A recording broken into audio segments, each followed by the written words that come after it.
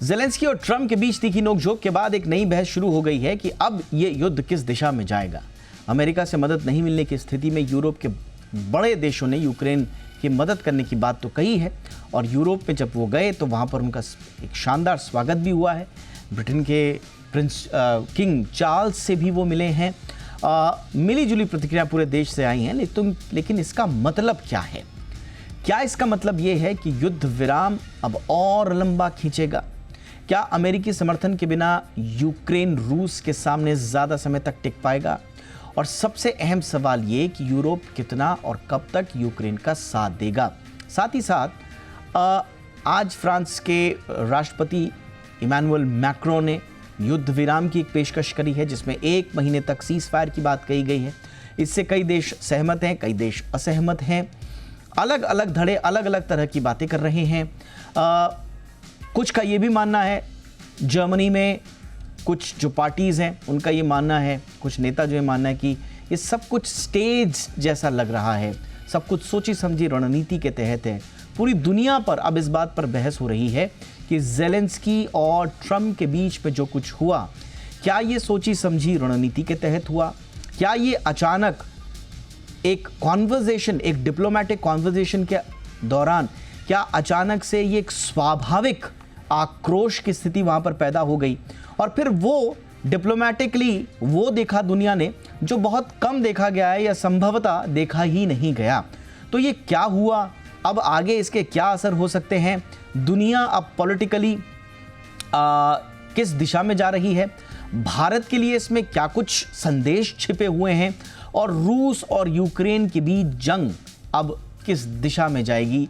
बहुत सारे सवाल हैं। इस पर बातचीत करने के लिए बहुत ही ख़ास मेहमान मेरे साथ जुड़ चुके हैं। हमारे साथ शशांक सर जुड़ चुके हैं, पूर्व विदेश सचिव और देश के जाने माने अंतर्राष्ट्रीय मामलों के जानकार। शशांक सर, गुड इवनिंग, बहुत बहुत स्वागत है आपका। और हमारे साथ हैं अजय बग्गा सर, जाने माने market expert. Bagga sir, good evening, बहुत बहुत स्वागत है आपका भी। शशांक सर, आपसे ही चर्चा की शुरुआत करेंगे। पहले तो सर मैं बिल्कुल जो बुनियादी रूप से जिस पे चर्चा हो रही है, मैं थोड़ा सा आपका इसमें नज़रिया समझना चाह रहा था कि ट्रंप और ज़ेलेंस्की के बीच में जो कुछ हुआ, क्या वो एक क्षणिक रिएक्शन था, स्टेज था, कुछ लोग जिसको कह रहे हैं, ये क्या हुआ और इसका आप किस तरह से एनालिसिस कर रहे हैं सर? मेरा मानना यह है कि जब शीर्ष स्तर पर राष्ट्रपति या प्रधानमंत्री मिलते हैं तो उनको पहले से तैयार कर दिया जाता है, ब्रीफ कर दिया जाता है पूरे तरीके से। अब ये उनके ऊपर निर्भर करता है कि किस तरह का जो है वो अपना बातचीत में किस तरह का एटीट्यूड वो लेना चाहेंगे। मुझे लगता ये है कि चूंकि ज़ेलेंस्की साहब कई बार यूरोपियन देशों के साथ में और अमेरिका के साथ में भी जब भी जाते थे, अपने दिक्कतें बताते थे, तो उनको उस समय पूरी मदद मिल जाती थी, पैसे की भी और हथियारों की भी। अब चूंकि हमने देखा है कि ट्रंप साहब के पहले कार्यकाल के दौरान और अभी भी इस साल के दौरान शुरू से उन्होंने कहा यह है कि नेटो में जो यूरोपियन देश हैं वो पूरे तरीके से अपना खर्चा नहीं कर रहे हैं।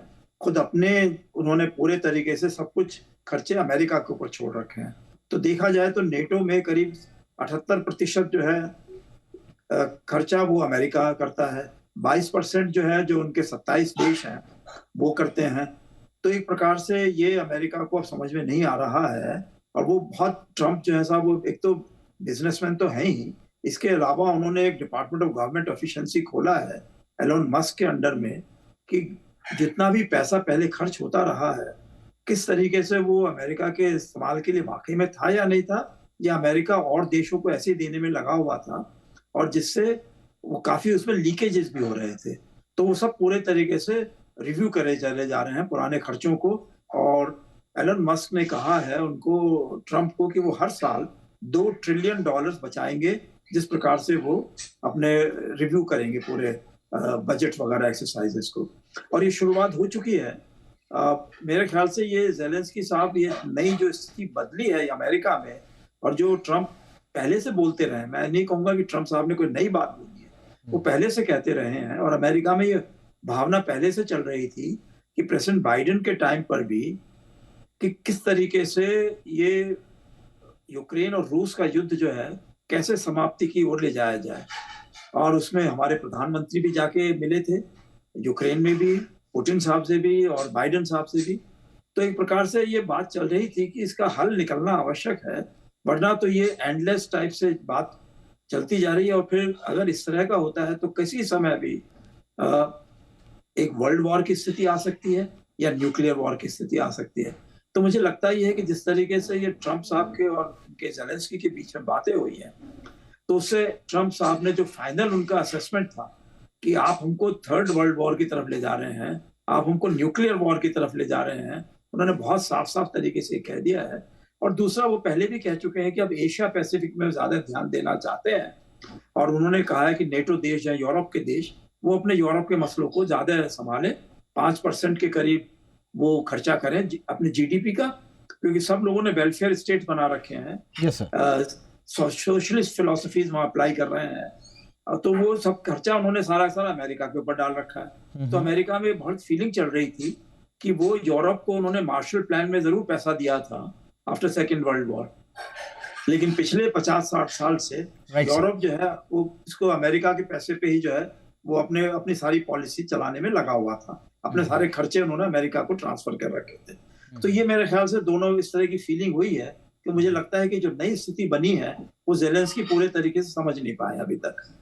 All right sir.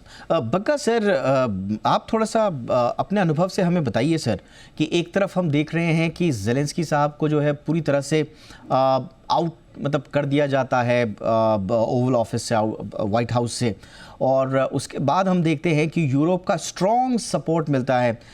इनफैक्ट जो की स्टार्मर हैं वो हीरो की तरह वेलकम करते हैं, बाकायदा किंग चार्ल्स III ग्रांट करते हैं ज़ेलेंस्की, पर्सनल ऑडियंस की तरह उनको लेते हैं। ये क्या हो रहा है, और इसकी बिटवीन द लाइंस अगर आप कुछ पढ़ पा रहे हैं, अगर आगे के कुछ संकेत अगर मिल पा रहे हैं सर तो? दीपक जी, शशांक सर ने बिल्कुल अच्छी इसकी पृष्ठभूमि बांधी है, और उनसे अच्छा विशेषज्ञ हमारे पास है नहीं ये यूरोपियन रिलेशंस पे। बट ओवरऑल अगर आप देखें इसके पीछे क्या है, एक तरफ नजरिया है रशिया का कि जब सोवियत रूस बिखरा तब 1991 में जब हाथ मिलाया था जॉर्ज बुश सीनियर के साथ, तब ये रूस ने जरूर कहा था कि ईस्टवर्ड नेटो नहीं बढ़े। बट क्लिंटन जब आते हैं तो 94 ऑनवर्ड्स क्लिंटन बड़ी तेजी से नेटो को ईस्टवर्ड लेते जाते हैं। तो जब पोलैंड वगैरह आए, पोलैंड हंगरी आए, रशिया इतना चिंतित नहीं हुआ, उनके बॉर्डर्स के साथ नहीं थे। फिर रोमानिया बल्गेरिया आ गए।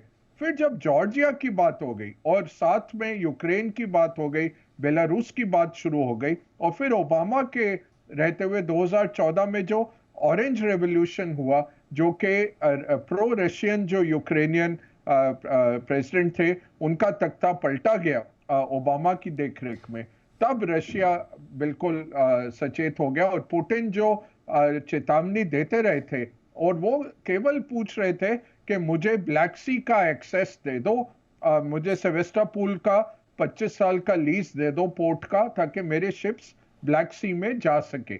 बट उसके सामने जब इतना आक्रामक रुख अपनाया ये डेमोक्रेटिक प्रेसिडेंट्स ने ज्यादातर, तो फिर हमने देखा 2014 में पुतिन ने जाके क्रीमिया को ही एनेक्स कर लिया और कुछ अमेरिका नहीं कर पाया।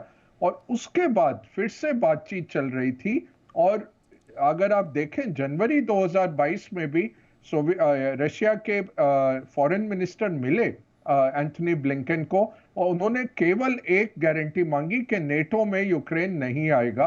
वो उन्होंने देने से इनकार किया। मिसाइलें अमेरिका की सारी ईस्टर्न यूरोप में आ रही थी। वो ऐसा है कि मेक्सिको में सोवियत रूस की मिसाइलें आ जाएं, या टोरंटो में लगा दे रशिया आके अपनी न्यूक्लियर मिसाइल, तो अमेरिका क्या करेगा? अमेरिका जंग छेड़ देगा। तो रशिया का ये सोच थी। अब ट्रंप आए हैं, ट्रंप को बिल्कुल पता है जो $350 बिलियन अमेरिका के खर्च हो चुके हैं यूक्रेन में, यूक्रेन भी बर्बाद हुआ, रशिया भी बर्बाद हुआ, अमेरिका का भी संकट इतना बड़ा, फिस्कल डेफिसिट इतना बड़ा, यूरोप तो ना होने के बराबर उनकी सैनिक बल है। वो अमेरिकन अम्ब्रेला, न्यूक्लियर अम्ब्रेला से लैस होके रशिया को देखते हैं। अगर कन्वेंशनल वॉर हो तो ओवरनाइट रशिया रन ओवर कर देगा यूरोप को। तो अब ट्रम्प क्या चाह रहे हैं कि आप देखें, अगर जो $1 ट्रिलियन अगर नाटो का खर्चा है साल का मिलिट्री पे, उसमें से 700 बिलियन से ज्यादा अमेरिका उठा रहा है। उसके हजारों सैनिक अमेरिका के तैनात हैं यूरोप में, उसके मिसाइल लगे हुए हैं, न्यूक्लियर अम्ब्रेला है वहां। उसके सामने यूरोप केवल 350 बिलियन खर्चता है, यूरोप और कनाडा। तो अब ट्रम्प ये कह रहे हैं भाई आप अपना बोझा खुद उठाइए, हम नहीं उठाएंगे। और पुतिन से भी उन्होंने करार किया है। आप देखिएगा कि वेस्टर्न कंपनीज फिर से एंटर करेंगी रशिया में। रशिया तेल और गैस बिकेगा यूरोप में भी और पूरे विश्व भर में। और पिवट जो है, जो शशांक सर ने कहा, वो पिवट कर रहे हैं कि हमारा असली दुश्मन कौन है, चीन। और रशिया का भी दुश्मन चीन है। पुतिन विवशतावश जी जिनपिंग से हाथ मिलाने को विवश हुए थे, बट वो अब चाहेंगे कि पुतिन को यूरोपियनाइज किया जाए, पुतिन को वापस लाया जाए, पारिया स्टेटस से पुतिन को एक पार्टनर बनाया जाए, मिनरल्स के लिए भी और साथ में सिक्योरिटी के लिए भी, क्योंकि जो जंग है वो चाइना के साथ होने वाली है। ऑल राइट सर, ये बहुत इंटरेस्टिंग आपने बात बताई सर। और इस पे हम थोड़ा सा कुछ संकेत तो हमें मिल रहे हैं कि भारत के लिए एक थोड़ी सी सुकूनदेह स्थिति बन सकती है। लेकिन थोड़ा और डीपर जाते हुए शशांक सर, थोड़ा सा हमें बताइए कि ट्रम्प जिस तरह से हैंडल करना चाहते हैं यूक्रेन को, वो स्वाभाविक रूप से यूएस फॉरेन पॉलिसी को एक तरह से रीडिफाइन कर रही है, shift towards isolation, America first की नीति। लेकिन अमेरिका का रोल जो ग्लोबल सिक्योरिटी में होना चाहिए संभवतः उससे भी ट्रम्प थोड़ा पीछे हट रहे हैं। तो ये कौन सी परिस्थिति को जन्म दे सकता है सर? आपने ये तो ठीक कहा, अमेरिका फर्स्ट की उनकी नीति है। दूसरा, उनकी दूसरी नीति ये है कि प्रायोरिटी इस समय वो यूरोप से एशिया पैसिफिक की तरफ, इंडो पैसिफिक जिसको वो कहते हैं, वहां पर अपने स्ट्रेटेजिक अलायंसेस, मिलिट्री अलायंसेस वहां पे वो मजबूत करना चाहेंगे। क्योंकि उन्होंने देख लिया है कि चीन जो है वो बहुत तेजी से आगे बढ़ रहा है और उनका प्लान है कि 2049 तक, 2049 तक वो विश्व की सबसे प्रथम military, technological, scientific, space, cyber, हर चीज में फर्स्ट पावर बन जाए। अमेरिका जो है ये कभी नहीं चाहेगा। तो उसको मालूम है कि ये जिस प्रकार से उन्होंने रिचर्ड निक्सन ने और रिपब्लिकन्स ने वो शुरुआत की थी चीन के साथ में दोस्ती करने की, तो अब समय आ गया है कि अब उनको जो है रूस के साथ में हाथ मिलाना होगा। और यूरोप के जो अगर मसले हैं अपने शांति के लिए, युद्ध के लिए, तो यूरोपियंस के ऊपर ही छोड़ें। उनसे कहें कि भाई आप आपस में बहुत पहले कई सौ सालों तक आपस में अपना बैलेंस ऑफ फोर्सेस करते रहे थे, तो आप वो करते रहिए उस तरह हिसाब से। लेकिन हम जो है अब जो ग्लोबल लेवल पर हमको लगता ही है कि फ्यूचर में अमेरिका को जो है चीन के साथ में जो है रखना होगा, ताकि वो चीन जो धीरे धीरे कंपटीशन भी कर रहा है और कोऑपरेशन भी कर रहा है एशिया के मुल्कों के साथ में, लेकिन बहुत तेजी से वो समझा रहा है जितने भी उसके नेबर्स हैं कि जो मसल फ्लेक्सिंग करता है चीन, तो वो उसमें आगे बढ़ नहीं सकते हैं, तो कुछ बोल नहीं सकते हैं। तो उनको बहुत आवश्यकता है कि अमेरिका के साथ में उनका पूरा साथ मिले। और मेरे ख्याल से यही मैसेज उनको क्वाड के देशों से मिल रहा है और यही मैसेज उनको जो उनके पुराने यहाँ पे स्ट्रेटेजिक पार्टनर्स हैं, जापान हो, कोरिया हो, ऑस्ट्रेलिया हो, ताइवान हो, और भी जो उनके साउथ ईस्ट एशिया में पुराने पार्टनर्स हैं, उनके साथ में वो ज्यादा मिलकर आगे बढ़ाना चाहते हैं। भारत के साथ में भी हमें देखना होगा कि किस तरीके से आगे बढ़ सकते हैं, क्योंकि हमारा भी ये मानना था कि रूस और चीन की जिस तरीके से मित्रता चल रही थी वो हम थोड़े अनकंफर्टेबल थे उससे, और वो सिचुएशन अब बदल रही है। और अगर रूस के साथ में जो हमारे रिश्ते बन रहे हैं, हम अपने इंफ्रास्ट्रक्चर कनेक्टिविटी के रूट्स बना रहे हैं, व्लादिवोस्टॉक के साथ में एक साइड में, दूसरा ये नॉर्थ साउथ कॉरिडोर के थ्रू, इंस्टेक के थ्रू, और तीसरा हमने आईमैक का रास्ता सोचा है यूरोप के साथ में। तो मेरे ख्याल से उसके लिए हमको आवश्यकता है कि अमेरिका के पूरा हमें समर्थन मिले, और जो हमें अपने नए टेक्नोलॉजी आत्मनिर्भरता का कैंपेन चला रहे हैं डिफेंस एरिया में, उसमें भी हम अमेरिका का साथ चाहते हैं। लेकिन साथ ही साथ यूरोप के साथ में भी, क्योंकि हमको मालूम है कि अमेरिका की एक पॉलिसी ये भी है, अमेरिका फर्स्ट में, टैरिफ रिटेलिएशन। तो उसके लिए जो है हमको अपना अलग से ध्यान रखना होगा कि टैरिफ्स की वजह से हमारी इकोनॉमी बहुत हर्ट ना हो जाए, तो यूरोप के साथ में, एशिया के साथ में, इंक्लूडिंग चाइना के साथ में भी और रूस के साथ में हमको अपने ट्रेड रिलेशंस और इकोनॉमिक रिलेशन से सोच के बनाकर चलने हैं। लेकिन साथ ही साथ ये ध्यान में रखना है कि डिफेंस में और स्ट्रेटेजिक में अमेरिका का साथ भी हमको चाहिए होगा, जिस तरीके से जब वो वाकई में यूरोप पिवोट की तरफ से हटकर एशिया पिवोट की तरफ आते हैं दोबारा से। ऑलराइट सर, तो ये बड़े दिलचस्प समीकरण हैं जो उभर रहे हैं और इसमें भारत को बड़ा कदम फूंक फूंक कर रखना होगा। स्ट्रेटेजिक अलायंस बरकरार रखने होगा, टाई अप्स बरकरार रखने होंगे अमेरिका के साथ, लेकिन ध्यान रखना होगा कि टैरिफ रिटेलिएशन का हम किस तरह से उत्तर खोजें। बग्गा सर, अब जो मूल प्रश्न है जो हर कोई पूछ रहा है वो ये कि यूरोप ने तो पेशकश कर दिया, यूरोपियन देशों ने कि साहब ट्रूस हम करवाएंगे अब और हम मनाएंगे ट्रम्प साहब को। ट्रम्प साहब ने अभी तक वैलिडेट नहीं किया है यूरोपियन लीडर्स के इस बात को, और अब ऐसा लग रहा है कि उनके दिल में क्या है अभी कुछ कह नहीं सकते। तो आखिर होगा क्या? आप देख पा रहे हैं सर कि रशिया और यूक्रेन युद्ध का अंत होने जा रहा है, और अगर इसका अंत होगा तो क्या ये पुतिन के पक्ष में होगा, फिर ज़ेलेंस्की साहब का क्या होगा? अभी आपको वहां क्या दिख रहा है सर आगे भविष्य? देखिए, भारत के लिए तो रशिया अहम है और यूएस हमारा स्ट्रेटेजिक पार्टनर है, ये दोनों करना है। और यूरोप के साथ हम बना के रखेंगे, बातचीत शुरू हो रही है फ्री ट्रेड एग्रीमेंट की भी ईयू के साथ। आज भी पीयूष गोयल बोले कि एक फ्री ट्रेड एग्रीमेंट लगभग तैयार है और हम घोषणा करने वाले हैं। तो अब उम्मीद है कि यूके और ईयू के साथ जो फ्री ट्रेड एग्रीमेंट अटके हुए थे वो अब ट्रम्प टैरिफ के कारण बढ़ेंगे। तो भारत ने बहुत अच्छी तरह से रशिया और यूक्रेन में अपना नेशनल इंटरेस्ट सर्व किया है। यूक्रेन से हमें ज्यादा लेना देना नहीं है। अगर आप सिक्योरिटी काउंसिल रेजोल्यूशंस भी देखें, यूक्रेन ने हमारे विरुद्ध वोट किया है हर वक्त कश्मीर पर, और बहुत ही करप्ट एक पॉलिटिक्स है यूक्रेन की। ओलिगार्क्स चलाते हैं उसकी इकोनॉमी को, और जेलेंस्की भी कोई दूध के धुले नहीं हुए। इन्होंने बहुत सारे टीवी चैनल बंद किए, बहुत सारी पॉलिटिकल ओपोनेंट्स को बंद किया, नजरबंद किया, जनरल्स को सैक किया। तो ये भी एक डीप स्टेट ही आप कह सकते हैं जेलेंस्की भी हैं। तो जेलेंस्की तो जाएंगे, वो ट्रम्प इंसिस्ट करेंगे कि कोई नया नेता आए, पुतिन भी चाहेंगे। अंदर से रशिया खोखला हुआ है, रशिया को प्रॉब्लम है डेमोग्राफिक्स की, आबादी नहीं है। दूसरा, उसको जो असली खतरा, अमेरिका से रशिया को खतरा नहीं है, यूरोप का हैसियत नहीं है रशिया को खतरा देने की। जो रशिया को असली खतरा है वो चीन से है। चीन का 1996 से जनरल्स ने जो लॉन्ग गेम लिखा हुआ है स्ट्रैटेजी, जो ट्रीटी ऑफ बीजिंग हुई थी 1850 के दशक में, और व्लादिवोस्टॉक और ईस्टर्न साइबेरिया सारा रशियन जार ने लिया था क्विंग एम्परर से, वो चीन लेना चाहता है। ऑलराइट सर, शशांक सर कुछ ऐड करना चाह रहे थे सर? नहीं, बस मैं यही कह रहा हूं कि ये अमेरिका के बिना यूरोप मेरे ख्याल से बहुत ज्यादा आगे नहीं बढ़ेगा, क्योंकि उनको डर ये है कि अमेरिका नेटो से शायद विथड्रॉ करने वाला है। तो जो रशिया बार बार कह रहा है कि यूरोपियन यूनियन ज्वाइन करना चाहता है, यूक्रेन अवश्य करे, लेकिन नेटो के फोर्सेज यहाँ नहीं आए। तो अगर अमेरिका विथड्रॉ कर लेता है नेटो से तो अपना खर्चा भी बहुत सारा बचा लेगा, और साथ ही साथ जो उनका यूरोप को मैसेज देना है कि भाई आपके अपने मसले हैं यूरोप के, हम बहुत समय तक वो लगे रहे हैं, अब आप अपने आप सुधारिए उनको, और शांति की तरफ तो चलना ही है।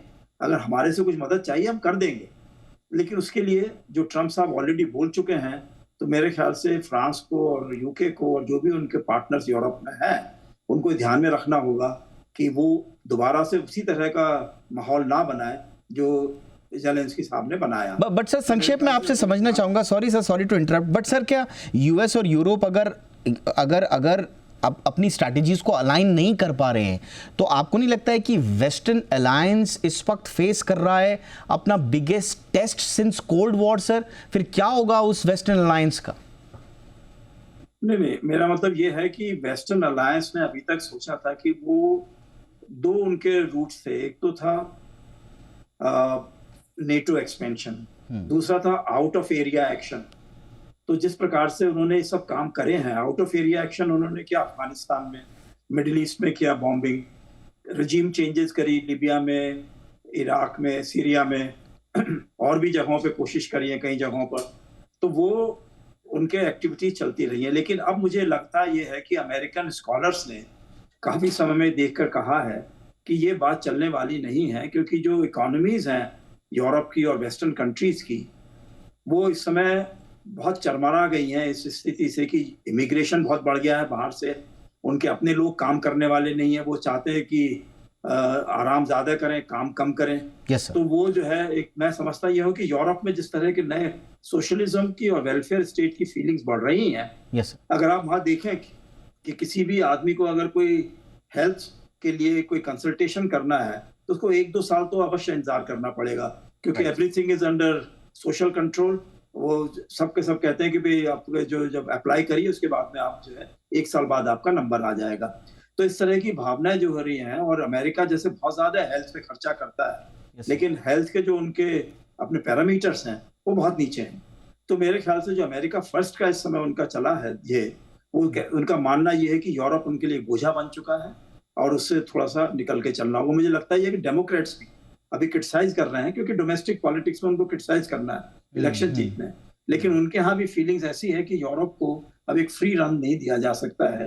Europe should become more reliant on their own resources और अपना डिफेंस के लिए और बाकी चीजों के लिए अपना खर्चा। तो मुझे लगता है एक तीर से कई शिकार ट्रम्प साहब करना चाहते हैं, यूरोप को भी देना चाहते हैं कड़ा संदेश, और रशिया और यूक्रेन को क्या क्या संदेश जा रहे हैं वो तो हम देख ही रहे हैं, एविडेंट है। और साथ ही साथ में इन सब के बीच में चाइना को एक संदेश जो स्पष्टतः स्वाभाविक रूप से चाइना के टॉप लीडरशिप को इस वक्त नींद नहीं आ रही होगी अगर सारी समीकरण उनके खिलाफ बनते हैं। संक्षेप में जाते जाते आखिरी सवाल बग्गा सर से। सर बग्गा सर, मार्केट अब आगे किस तरह से देख रहा है? क्या समझ गया है मार्केट कि अब क्या होने वाला है आगे? पोजीशनिंग उस तरह से हो गई है या अभी कंफ्यूज्ड है सर मार्केट? मार्केट्स तो कंफ्यूज नहीं है, यही है कि ट्रम्प ट्रेड खत्म हो गई है। 2-3 महीने में टैरिफ्स का जो जाल है वो बिछ जाएगा, पता लग जाएगा कितना टैरिफ होगा, क्या होगा। 170 बिलियन यूरोस का खर्चा यूरोपियन कंट्रीज को करना पड़ेगा डिफेंस पे। आज देखें तो यूरोपियन मार्केट्स दौड़ रहे हैं, तो ये मिलिट्री इंडस्ट्रियल कॉम्प्लेक्स बड़ी तेजी से दौड़ेगा अब यूरोप में। इसी के चलते यूरोपियन स्टॉक्स बहुत अच्छा करें। जर्मन डैक्स देखिए 600 पॉइंट्स ऊपर जा रहा है, तो चाहे उनकी इकोनॉमी चरमराई हुई है, बट यूरोपियन स्टॉक्स बहुत फेवर में आ रहे हैं। दीपक जी, अमेरिका थोड़ा ओवरसोल्ड है जरूर, बट बेनिफिट क्या मिलेगा अमेरिका को? 200-300 बिलियन डॉलर अगर वो सेविंग्स कर पाते हैं साल की, यूरोपियन डिफेंस से निकाल पाते हैं, तो वो बहुत पॉजिटिव रहता है अमेरिकन टैक्स पेयर के लिए, उनके फिस्कल डेफिसिट के लिए। तीसरा रहेगा टैरिफ। टैरिफ आए अब कल, यही लग रहा है कनाडा मैक्सिको पे 25 नहीं करके शायद थोड़ी रियायतें देंगे, बट चीन पे 10% डालेंगे। चीन की एनपीसी परसों से शुरू हो रही है, तो वो बिल्कुल 14 ट्रिलियन युआन का फिस्कल डेफिसिट उठा के खड़े हैं तैयार। एक बजूका छोड़ेगा जी जिनपिंग, परसों आप देखेंगे बहुत बड़ा एक फिस्कल डेफिसिट और फिस्कल स्टिमुलस का करार किया जाएगा चीन के द्वारा। वो अब ये कह रहे हैं कि टैरिफ तो आए, ये जंग तो अब चलनी है, इकोनॉमिक वॉरफेयर है, तो हम डोमेस्टिक कंजम्पशन को स्टिमुलेट करेंगे। तो चीन के आगे भी बहुत डोमेस्टिक इश्यूज हैं, और अमेरिका का तो है ही, और यूरोप अब ज्यादा डिफेंस पे तवज्जो रखेगा। ऑलराइट सर, तो ये है ट्रम्प ज़ेलेंस्की की जो कटु संवाद हुआ, उसके बाद आगे क्या कुछ नई रणनीतियां बनते हुए हम देख सकते हैं, और विश्व परिदृश्य में राजनीतिक रूप से कौन सी नए मोहरे बिसात अब देख सकते हैं। तो ये उसका एक खाका, एक परिदृश्य आप दोनों ने बहुत अच्छे तरीके से पेश किया। बहुत बहुत धन्यवाद शशांक सर, वक्त निकाला आपने हमारे दर्शकों के लिए। Thank you sir. Ajay Bagga sir, thank you so much sir, वक्त निकालने के लिए हमारे दर्शकों के लिए।